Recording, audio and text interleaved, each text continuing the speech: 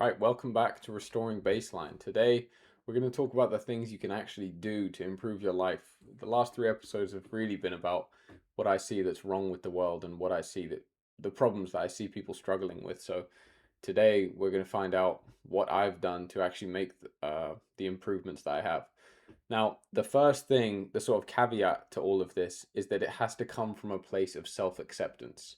You can't try and improve yourself based on the idea that something's wrong with you. It can't be repairs as though you're broken the way that you are now.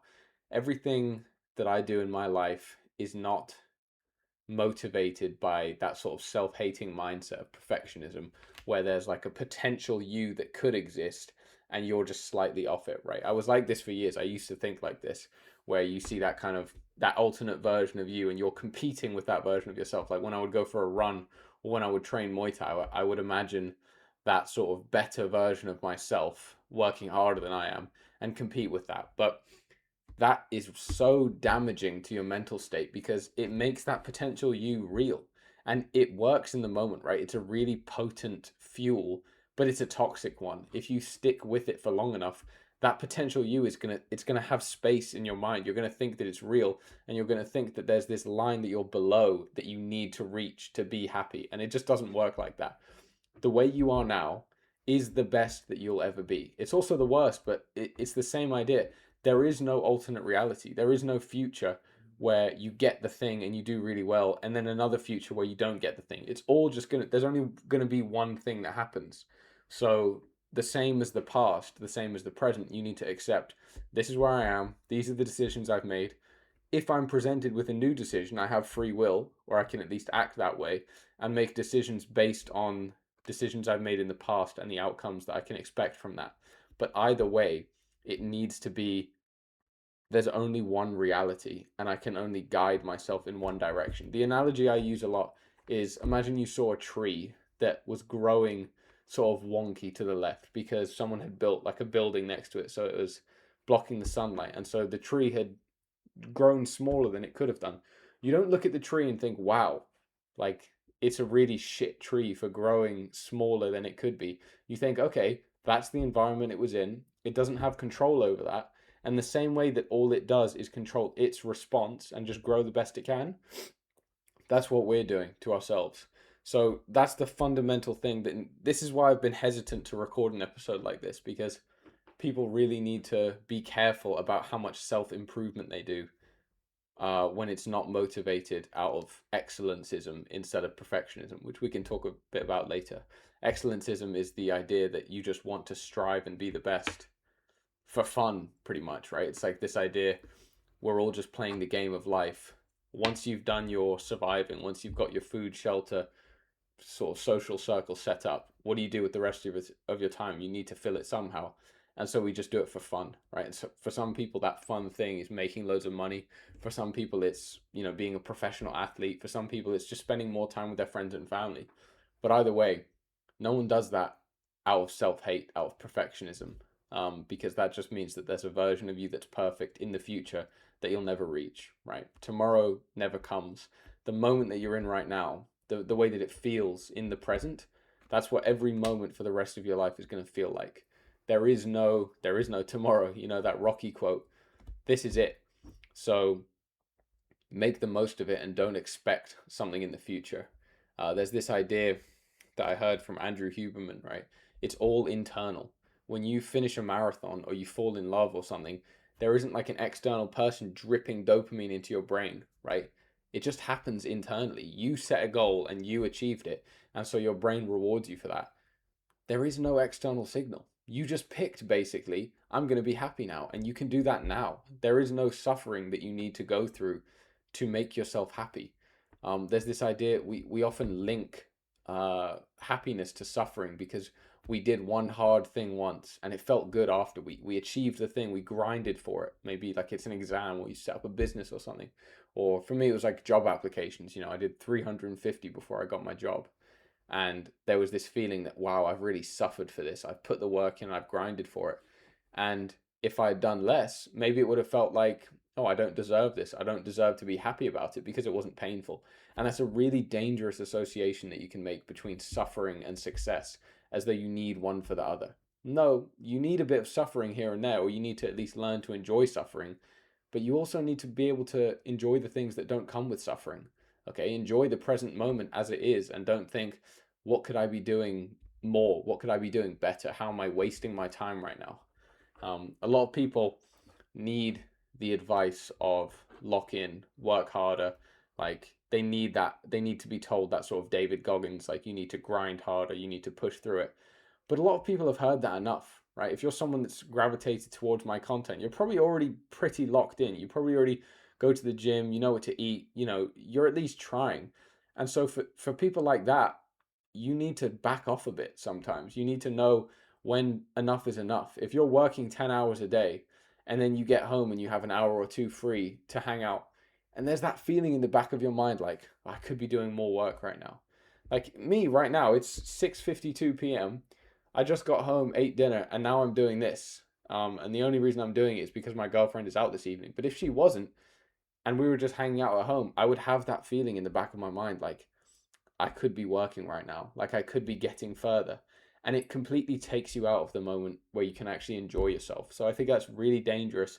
And if you think that you're someone that's locked in and you do a lot of work, think about when enough is enough.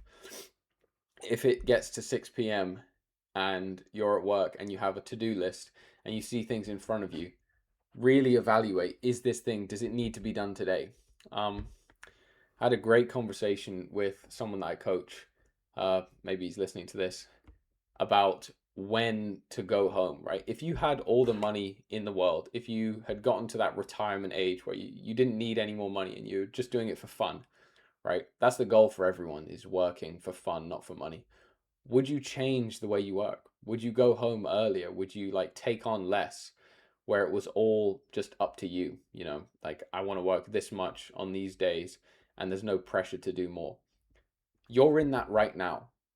As a young person, when you're working, you're never going to be able to get that youth back. You're never going to be able to get that time relaxing outside of work back, because you'll get to 50 or 60. And I mean, it's the most common regret of people on their deathbed is working less. You're going to get to that retirement age and realize, I could have worked a lot less. I don't need all this money, but I'm never going to be able to get that time back when I was young. So something to think about. That's enough yapping about all the sort of caveats, and we'll get into the actual sort of tips, because I've spent a long time. I've listened to a lot of podcasts. I've read a lot about how to feel good, and the fundamental goal is to enjoy the passing of time, right? Which means that you do need to learn how to enjoy the things that are painful. You need to brush your teeth every day. You need to take the food waste bin out, is my one, right? There are some things that you need to do that you're not going to enjoy with ease. They're going to take a bit of training. It's the same as going to the gym, right? At first you feel the pain, but then you learn to associate that suffering with the better thing that you get at the end of it. So that's what you need to do to every moment of life. If you're ever in a moment, if you're in an airport or something and you're delayed and you're really bored, you need to figure out how to enjoy that moment, because sometimes there are things in life that you can't easily enjoy. Not everything is, sitting on the sofa doing what you like. Not everything is going to the gym for fun. Not everything's playing a game. Sometimes things will just come that suck. Like at some point, if you're lucky, you will have a child, and at some point that child is going to be in hospital, and it's really up to you when you're sat in that waiting room whether you're suffering or whether you're calm. And like, we often think in our heads like there's no way that you could not be distressed. There's no way you could not be crying. And if you were calm and even enjoying the moment, that there would be something wrong with you. But I'm telling you, it's a point you can get to. It's a point you can get to where you realize there's nothing I can do to affect the situation. All I can control is my response, and feeling your emotions all the way, feeling your sadness and anger all the way, instead of trying to repress them or ignore them, or like, put on a brave face. That's going to lead you to joy. Anyone who has cried ever as a man, properly cried or been properly angry, even around other people, you'll know that feeling after you do it, that feeling of clarity and joy. If you can get past the shame, um, it opens up the world of genuine happiness if you can express those emotions and derive joy from suffering. again, I've just gone on another tangent, but I'm going to end it with this quote from Joe Hudson, who, if you don't know, I've been listening to him a lot recently. If you don't know him, go and find him because it's insane. I don't think I've ever heard someone as useful give advice that's as useful as this. He says, Joy is the matriarch of a family of emotions, and she won't come into a house unless all her children are invited. Now, what it means is that if you repress the feelings of sadness or anger or fear, then joy won't come with them, right? You can't suppress one emotion but not another. You're just, if you have a like a sine wave, or ups and downs, peaks and troughs in your life, there is no way to damp the troughs but still get the peaks. All you're doing is shrinking your capacity to feel anything itself. And so when you get sad, and the first thing you try and do is think, how do I not get sad? How do I push this out? How do I think about something else? How do I distract myself? Then you avoid feeling itself. And so you'll never get the joy that comes with opening your heart to real sadness and pain and grief. You know, when you repress those emotions, that's what turns into anxiety and worry and that baseline unfulfillment that you get in your day-to-day life. That's how you get them, is by repressing negative emotion. Like, they're still in your subconscious, but you won't bring them to the top. So this is more Jungian shadow integration stuff. Like, face the things that you're afraid to face within yourself, and you'll find your true self. Anyway, enough. Again, real tips now. First is the biggest. The top priority for everyone's life should be sleep. And I genuinely mean that. Like, above everything else, sleep is number one. It affects your health, it affects your mental state, it will affect your relationships. Um, Getting enough sleep and getting good quality sleep is going to completely change your life. And if you're not already on this, there is no higher ROI change that you can make than optimizing your sleep. One night of bad sleep drops your willpower by 60%. I think being awake for 17 hours gives you a blood alcohol level of someone that's just had like 4 pints. So when you're really tired, your judgment is as impaired as when you're drunk, right? Hopefully, 4 pints gets you at least a bit tipsy. Um, it's going to increase your cravings for sugar. It's going to increase your cravings for laziness, for any sort of pleasure. It's going to quiet the human part of your brain, that modern intellectual part. It's going to quiet that, and it's going to boost up the volume of the mammalian and like primordial, the amygdala, the stuff that links us with lizards, bacteria, the things like, chase pleasure, avoid pain, procreate. It's going to shift the balance between your human and monkey brain, and the monkey brain's going to have more control. So you're going to give in to the cravings, you're going to skip the gym, you're going to be emotionally fragile, and it all stems from bad sleep. So everyone knows bad sleep is bad, but how do you get good sleep? Especially, it shouldn't be difficult. As humans, we're supposed to be able to curl up on the ground outside with no bed, nothing, even in the rain, right? We're supposed to be able to just sit down, lay down, and fall asleep. Um, that's built into you to have that capability. So if you're not in that state, it's something in your life taking you out of it. And there's lots of easy ways to do this. The first one is the most common, and this is a change that sort of did everything for me, was phone outside the bedroom when you go to sleep. It's really that easy. Like, in this room right now, I put my phone here at 9:30 now because I go to bed at 10:30, an hour before bed. You wind down without it. No blue light. Dim all the lights in your house. Blue lights especially, LEDs especially. Switch to incandescent bulbs, because basically LEDs, the way they work is they have a sine wave, so they're constantly flickering at a certain frequency.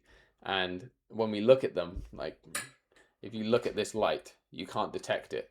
But if you slow it down really, really slow, you can see that it's on and off all the time.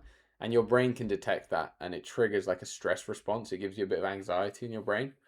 So if you can avoid them, that's ideal. I've got some candles over there that we put on. We put the phones down at 9:30, put the candles on, and then either talk, read a book, do some take a hot shower, have some sort of routine before you go to bed that helps you relax. Meditate is a good one. Do some HRV, uh, resonance breathing. So just Google that. I'm not going to explain it now.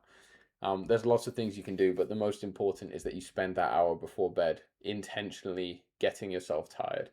Um, Sleep starts the day before, so wind down before bed, go to sleep without looking at your phone. Uh, Try not to be in bed during the day. Try and associate your bedroom and your bed with sleeping.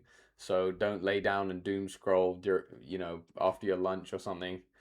Um, it's important to have that room associated with sleep and sleep only. So when you go in there, you just immediately feel tired. Temperature is another thing. You have to cool your body like 1 to 2 degrees. You have to cool your head before you can actually fall asleep. So, you know, do that. Like, don't have a hot room, open a window, easy stuff. Take magnesium glycinate. That helps with sleep. Some people say take it like before bed, an hour or two before bed. I've also heard people say it doesn't matter and that it's just a deficiency that affects it. I've also heard people say put lotion, magnesium lotion on your feet. So I'm not going to prescribe what's right there. I take a pill a few hours before bed and it helps. It helps you get to sleep. If you're not doing that, that's an easy one. Going back to light. So, as I said, sleep starts the day before. As soon as you wake up, your you wake up because your cortisol starts rising, right? And your melatonin starts dropping. That's the thing that the supplement that people take to fall asleep. So the thing that wakes you up is a spike of cortisol, and you need to extend that spike of cortisol to make you feel awake to like start the day properly. And the way you do that, or the way you can do that, is by getting light in your eyes, uh, sunlight as soon as you wake up. It's going to spike your cortisol. And the cool thing is that I think it's like 12 to 13 hours after you get that first sunlight in your eyes, your body will start getting tired. So that's how you set your circadian rhythm. If you're not looking at the sun first thing, your body doesn't know that it's awake yet, and so it doesn't start that sort of countdown to bedtime. If you live in a shit country like me where there's no sunlight ever, get this thing called a SAD lamp, SAD, seasonal effectiveness disorder. And you basically just turn that on. It mimics the sun. You stare at that for like 10-15 minutes when you wake up, and that will set your circadian rhythm to make you tired later. So we have red light receptors at the base of our eyes that take in red and orange light, or they're actually at the top of our eyes, and they detect specifically red and orange light in the bottom of our field of view. And we evolved that because of campfires, right? We evolved to detect when there's no light above, there's no light from the sun and the sky, and there's a low red or orange light below us, and that makes us tired. It also makes us feel really safe. The same way that we evolved to see spiders and get scared, we evolved to see campfires and feel safe, because that means it's the end of the day, we're around other people, we have something to cook food, there's abundance. So red light candles in the evening, that helps a lot. Blue light will delay your circadian rhythm by 90 minutes. So uh, please, if you can, try to not get blue light in your eyes before bed. Um, yeah, exercise is another one. You need to be tiring yourself out every day. You can't expect to be tired if you haven't tired yourself out. Steps is the easiest way. If you're not getting 10,000 steps a day, really reevaluate, because no one that starts getting 10,000 steps a day thinks like, oh, I don't feel any difference at all, right? It works for every single person. And if you've never tried it, don't think that, don't write it off, okay? If you've done it before for like a couple months, then you have free reign to form your own opinion about it. But if not, do it for a week. Get your steps. Go for a walk at lunchtime. Go for a walk in the morning. I go for a morning walk when I wake up every day to get my morning sunlight as well. I try and do the same around sunset, because sunset is like a bonus light. It's that red and orange light in the base of your vision. It's going to put you like immediately to sleep about 4 hours after you see it. I also go for a walk after every meal, like a digestion walk. It basically, if you think about your stomach, and when you walk, it like mashes it like this. It's a bit gross to think about, but it really helps your digestion, and that feeling that you get before bed of like a full stomach, it gets rid of that. That's another point. Don't eat straight before bed. Brian Johnson, I got this from. Um, I think he eats his last meal of the day at like 11 a.m. It's a bit extreme, but basically you just want to eat as early and light as possible so that your body isn't digesting while you sleep, because it just takes blood away from the rest of your body and it doesn't let you fully shut down like you need to. If you want to be sleeping, I believe, without digestion, and it's gonna make you sleep better. You'll notice it when you start doing it. Like I eat my dinner now about 5:30, 6 o'clock, and whenever I eat later than that, I can feel it in my stomach when I'm trying to sleep, and it makes a big impact. But yeah, training as well. We'll talk about exercise in a sec, but 3 times a week minimum for weights, and then ideally you want to do a few hours of um, low intensity zone two cardio, and then an hour or two of intense like hit workouts, or I do Muay Thai training, anything that really gets your heart rate going. Assault bike, I also do. It's just going to actually tire you out enough to go to bed. And it's going to help as well. Caffeine, another thing, especially if you train or you take caffeine as a pre workout. Caffeine has a half life of 8 hours, right? So if you have 100 milligrams of caffeine at 12 p.m., that means there's 50 milligrams of caffeine in your body at 8 p.m. So that's the same as having, you know, if you have a coffee at 12, it's the same as having half a coffee at 8. So be mindful of that and factor it in. I try and have like 3 to 400 grams of caffeine in the morning, spread out or focused right before a training session if I'm training at lunchtime, and then no caffeine in the afternoon. It's going to make a big difference. If you're having a bunch of caffeine in the afternoon, you're shooting yourself in the foot. Even if you think you have like a high tolerance or it doesn't affect you, it does. Um, Also, another one on caffeine: delay it. Delay caffeine after 90 minutes after waking up.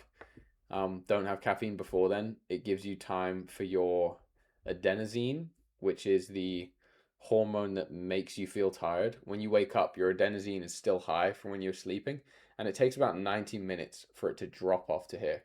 And what caffeine does is it inhibits the adenosine. That's what makes you feel awake, is it's blocking the thing that makes you feel tired. But if you do it when it's still up here, if you block it, that block wears off, and it's sort of like putting a dam on this big wave of adenosine. It'll give you a break from it, but if it was still there when you had the caffeine, it's just holding it back, so it'll delay it for a few hours, and then when the caffeine wears off, the adenosine is still high, and it's going to hit you like a truck. That's why you get a crash afterwards if you do it. Try it. Wait 90 minutes after waking up for your first coffee or tea or whatever. Have a decaf if you need it, and you'll notice the difference. Trust me. Last bit on sleep is bedtime, bedtime and waking up time. You need to have it consistent. It's much more important for it to be consistent every day than for the like total amount to be correct. Like you can't. There's no such thing as catching up on sleep. You set your circadian rhythm. So you set, let's say, you go to bed at 11 p.m., you wake up at 7 a.m. That's your window for when your body is able to get good sleep. If you delay it and you go to bed an hour late at 12, your window for good sleep is just 12 to 7 a.m. It doesn't extend to 8 a.m. Your body is going to wake up at 7 a.m. It's not up to you. Anyone that's consistently, had the same alarm for a while knows this. You get to the weekend and then you wake up at the alarm time and you try and go back to sleep. You try and like catch up on sleep, and it doesn't work. You never actually feel sort of refreshed and awake. You feel a bit groggy. The only way to get good sleep consistently is to go to bed at the same time consistently. Any day that you're waking up with an alarm, that's a day when your body could have had more sleep if you gave it to it. So waking up to an alarm is like a red flag that you have not got a good night's sleep. And if you're waking up to an alarm every day, again, you're shooting yourself in the foot. We're going to talk about exercise now. I think most people watching this, hopefully, are pretty locked in, or at least know how to train in the gym. So I'm not going to talk too much about it. The very basic principles frequency is much more important than volume. So the amount of times that you train a muscle group a week is much more important than the total sets. The total sets that you do should be intense. Try and either fail or ideally be 1 rep shy of failing. You want to aim for like a 5 to 8 rep range. I do full body 3 times a week, so I train. I'll tell you the exact routine I do: bench, weighted pull ups, Romanian deadlifts, leg extensions, and then every now and then I will do tricep extensions, preacher curls, and lateral raises on a cable machine. I'm not going to go into it again because I think most people should know this, and there's a lot more free information than I can give. If you do want more, search RP Strength from Dr. Mike Israetel. That's where I get everything that I know. Um, you should know him by now if you're locked in. If you want to get big, look at a bodybuilder scientist. That's who you want to listen to. Um, yeah, I think that pretty much covers resistance training. I also train Muay Thai 3 times a week, and I spar twice a week as well. So that takes up a lot of my nervous system fatigue. So proper recovery is a lot more important for me than actual training. And that goes down to diet, sleep, and active rest days recovery. So, I mean, I get my steps every day. I get at least 10,000 steps a day. 7,000 is the minimum for sort of metabolic health. If you're getting less than 7,000 steps a day, you're going to die earlier than someone that gets more.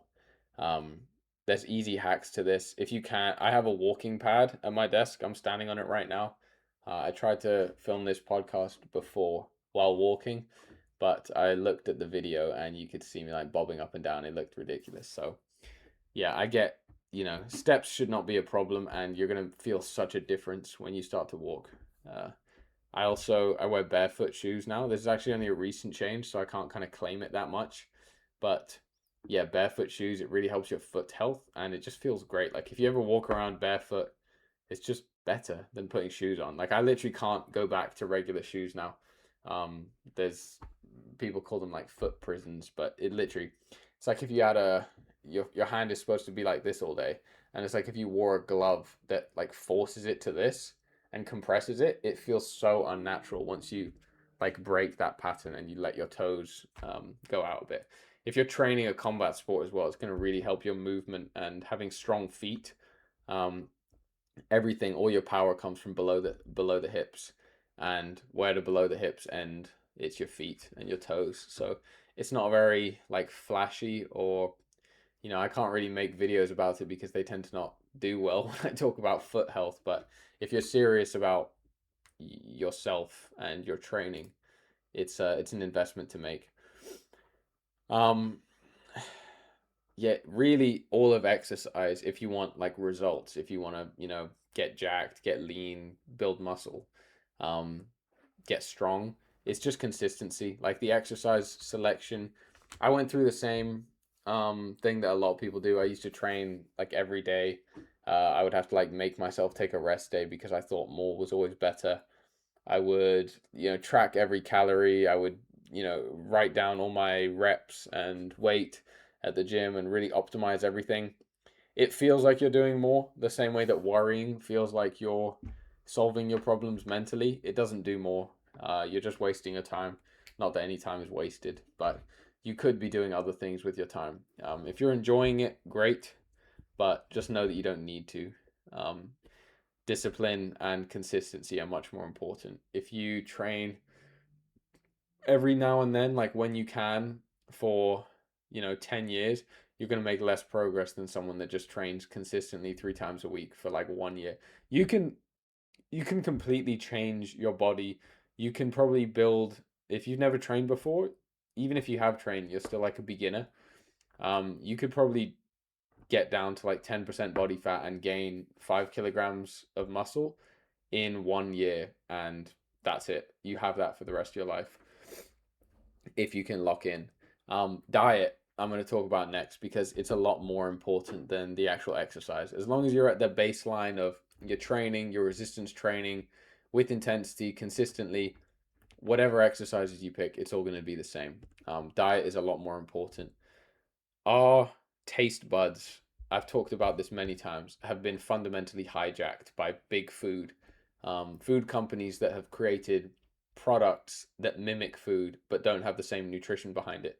So we can't trust our taste anymore, because if we do, it'll lead us to, McDonald's and junk food, fucking, chocolate bars. Like, it's not real food. It's going to take you down the path of seed oils and being fat. So you cannot trust your taste. You have to trust your intellect to pick foods. And then once you do that, you'll realize, okay, the foods that are good for me actually do taste good. Like steak, butter. I eat like probably a kilo of either ground beef or chicken breast every day. I am on an aggressive cut right now because I'm trying to cut weight for a fight. But yeah, meat, healthy fats, fruit, vegetables.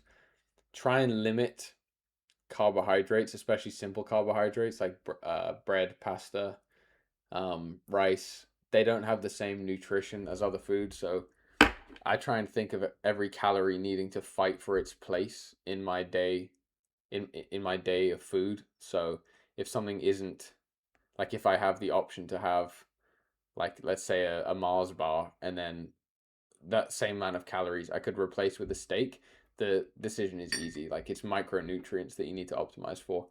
Gym wise, it is macros, it is macronutrients. Like, you should know this by now, to be honest. Zero point 0.8 grams of protein per pound of body weight. So if you're like 180 pounds, I think that's like 80 kilos, something like that, then try and eat like 150 grams of protein minimum if you want to optimize for that. It's also going to make you feel a lot more full. Protein's the most satiating macronutrient, so it's going to keep you full. Satiating is like how it's like the opposite of hunger, satiety. So if you eat satiating foods, you'll be less hungry and you'll eat less calories. You'll have more control over what you eat.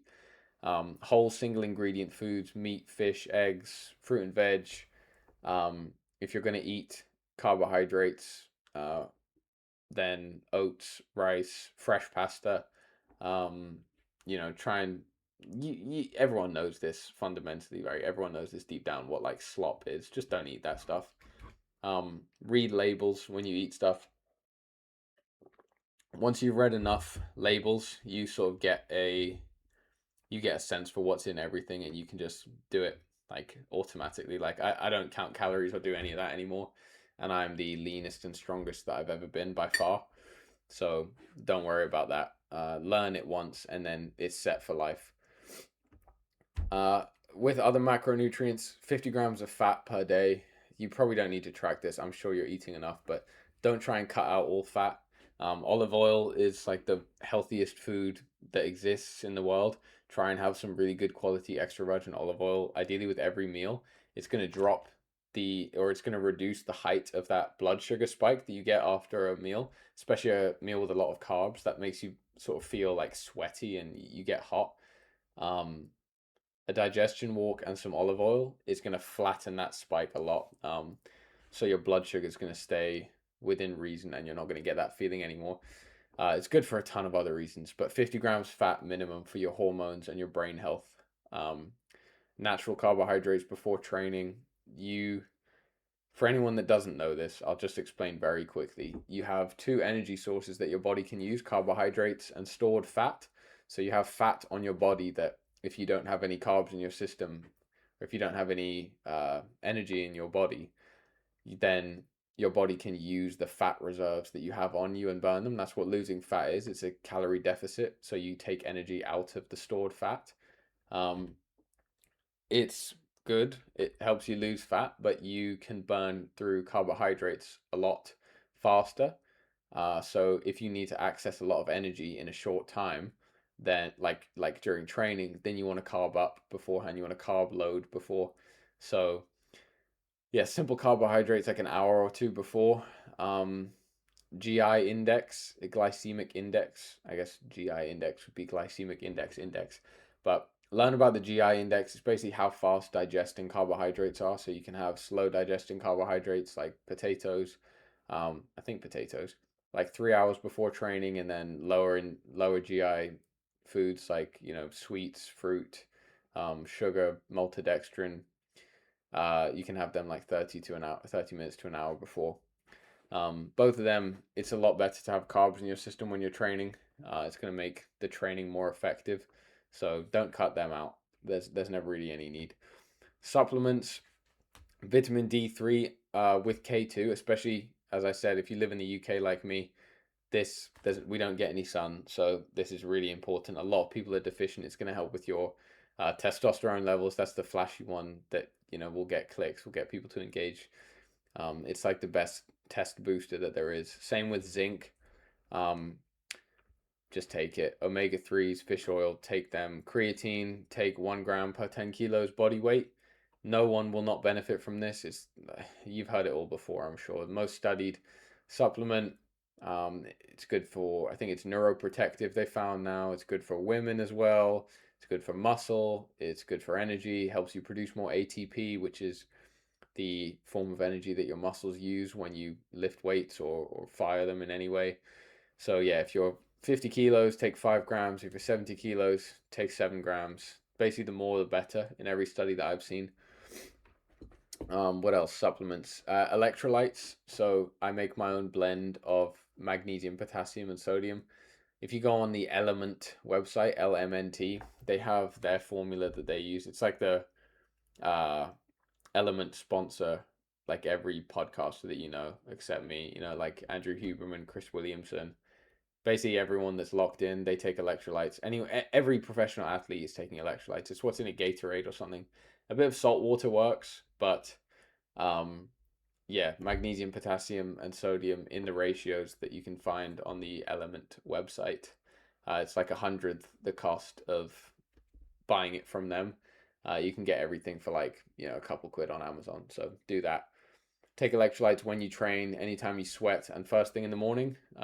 If you just slept for 8 hours, then you're dehydrated. You haven't drank any water in 8 hours. So electrolytes in water when you wake up first thing, it's going to help you a lot. I basically never feel dehydrated ever anymore since I started doing this. I highly recommend it.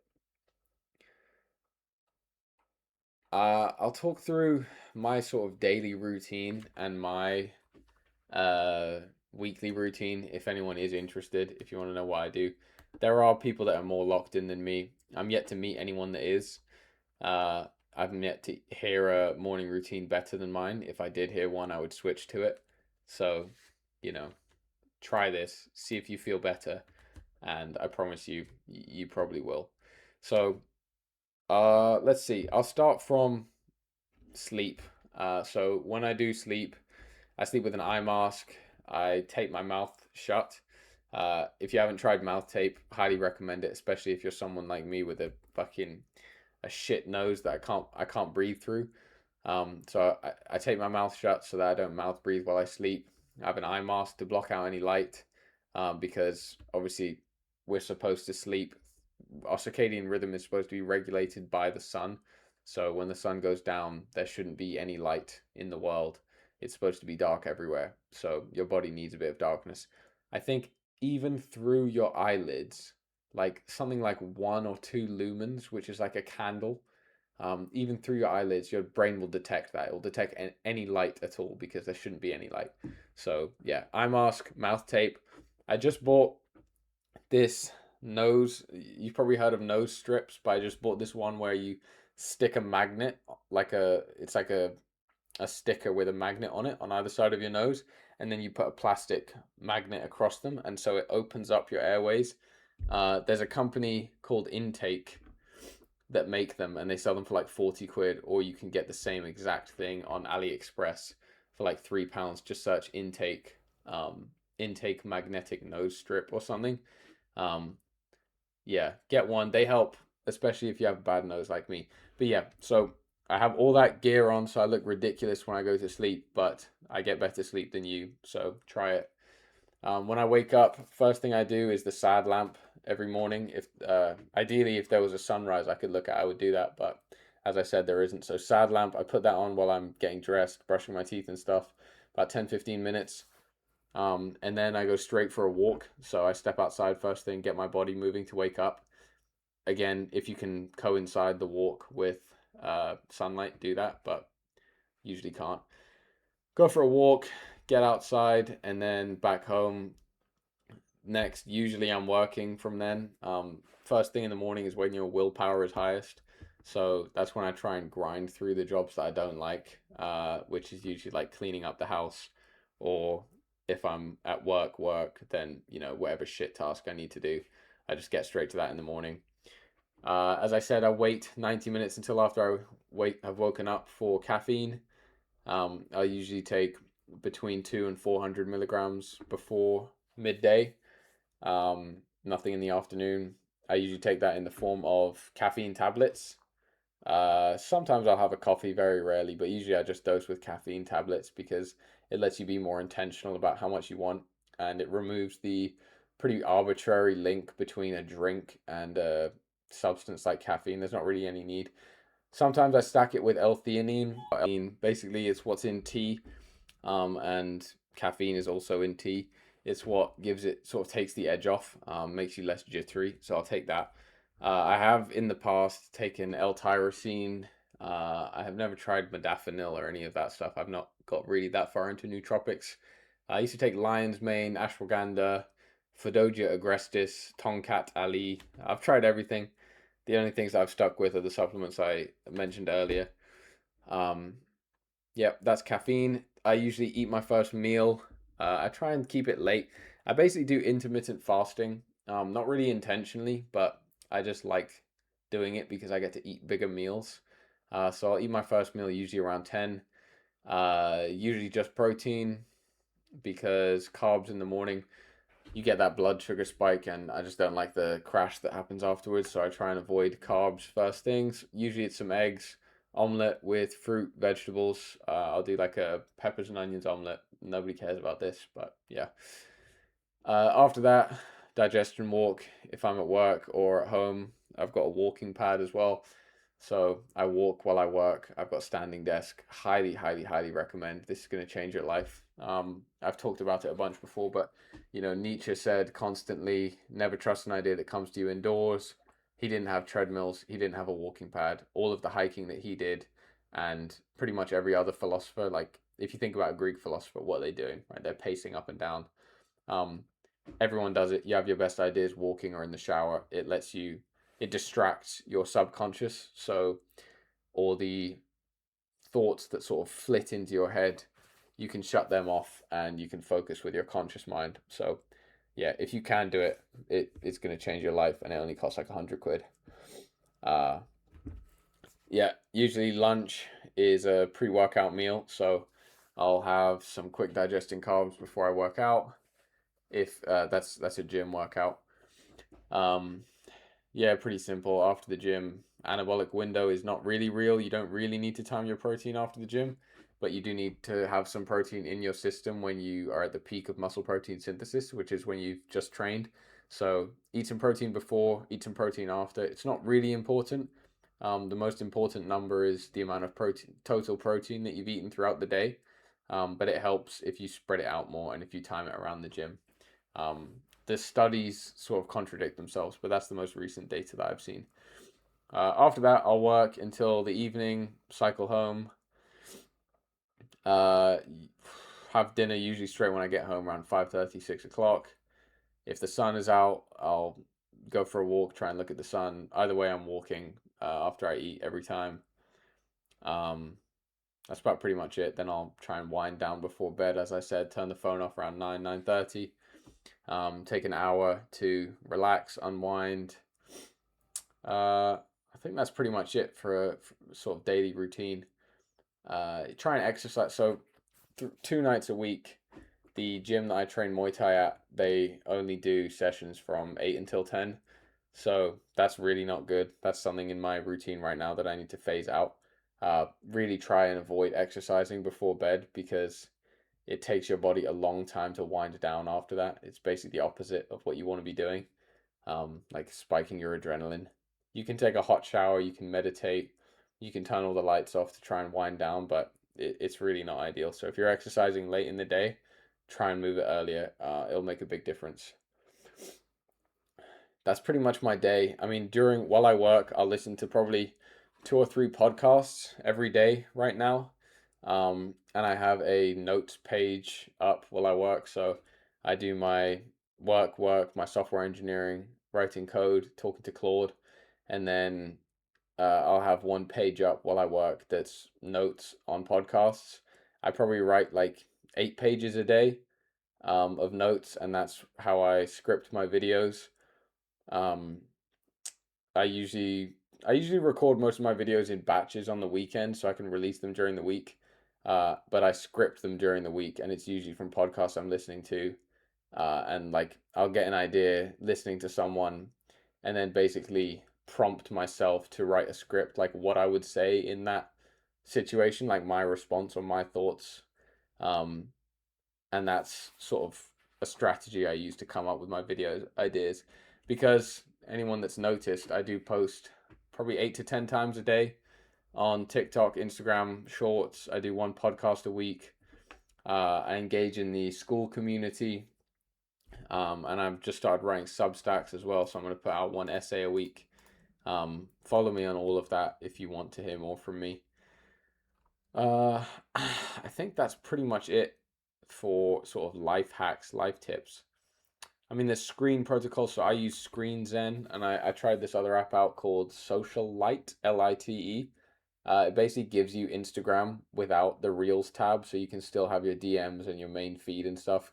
Seemed really good. I didn't really need it so much because I use Screen Zen to limit my time on social media and all the sort of bad apps to 3 minutes at a time, 10 times a day. So max 30 minutes. I never hit that though. Uh, there's another thing called a brick that you can buy, which basically like shuts off certain apps location based. So when you leave your house, you brick your phone with like a physical object, you scan it on it, and it blocks the apps. And then you can leave and you can't access them until you get home. There's lots of strategies. If you want more, join the school community. There's loads of stuff in there on that. um, your screen time is your free time. So every hour that you spend on social media is an hour that you could have spent doing something else, which is a dangerous mindset. Like I mentioned at the start, like you don't need to over optimize your life and constantly be questioning what you're doing, but question it once, think, okay, what could I do instead of this? And then try and make that change for next time. But don't beat yourself up about it. Like we're all lazy, weak, stupid, addicts. It's not your fault. The world that you're in is not, your instincts aren't built for it, so it's not your fault for not adapting properly. Um, I can't remember the quote off the top of my head, but being well adjusted in a society like this is a pretty sad thing. Um, you should feel like there's something wrong and you want things to be different, and you can make things different. Um, I think that's pretty much it. Yeah, meditation. I'm not an expert meditator, so I don't want to share advice on that. Google how to do it. The way I do it, usually once a day at some point, I will just sit, uh, put my noise cancelling headphones on, close my eyes, and I just try and count my breaths as high as I can. So I start from zero, one inhale, one exhale, and that's one.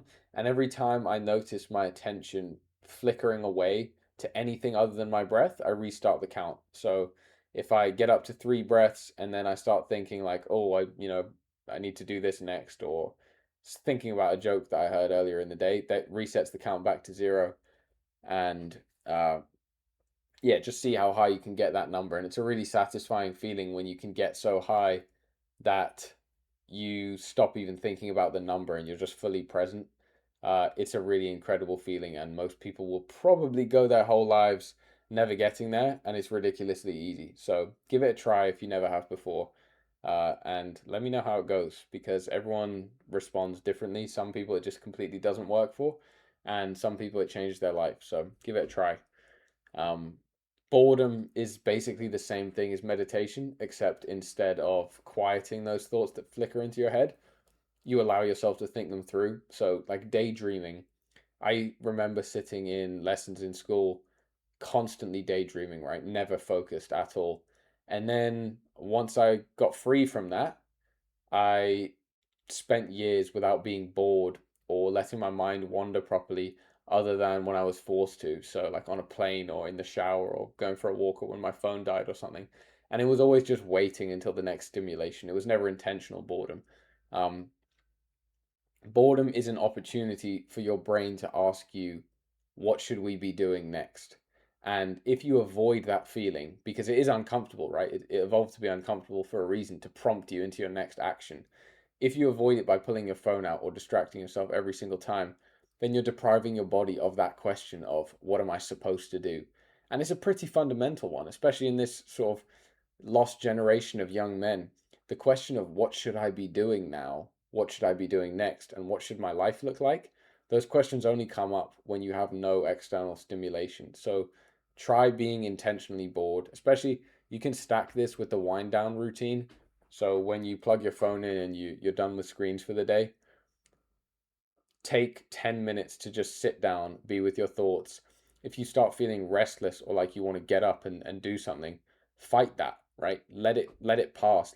It'll sort of wash over you if you just tell yourself, no, I'm fine sitting down. I'm just gonna sit down, let my mind wander. Um, See how long you can go doing it and see where your mind takes you, because it's always going to be somewhere really, really interesting. Um, give that a try and let me know how it goes. I'll end this podcast with one idea, and it's that all problems are one problem. I've said this many times, right? All the things that we aim for, getting jacked, getting money, the relationship that you want, they're all external manifestations of solving an internal problem. And that internal problem is yourself. It's, how do I enjoy every moment, how do I enjoy the passing of time? That's the question that we're trying to answer with philosophy or religion, with everything. And there are two paths that you can take to it. You can try to reduce things that you don't enjoy. So you can try and optimize away all the things bringing you down. You can get rid of the screen time. You can get rid of the bad food. You can sleep better.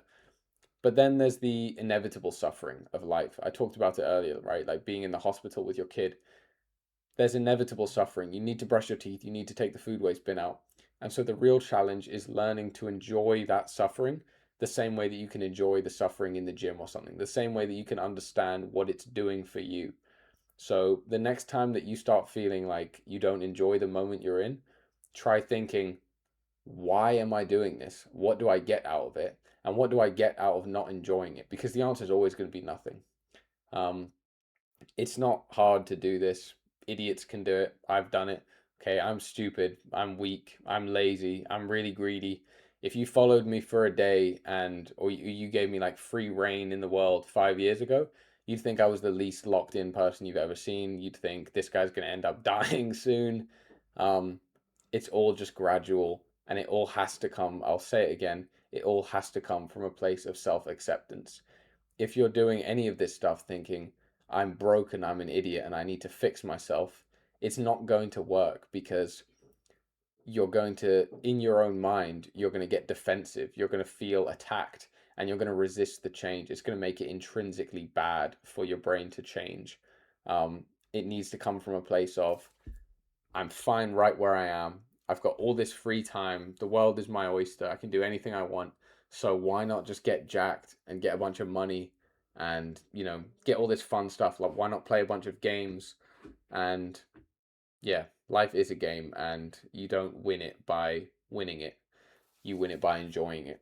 Um, I think we'll end this there. I'm not going to go through the whole, like and subscribe. Let's just finish off here. Thanks for listening. Goodbye.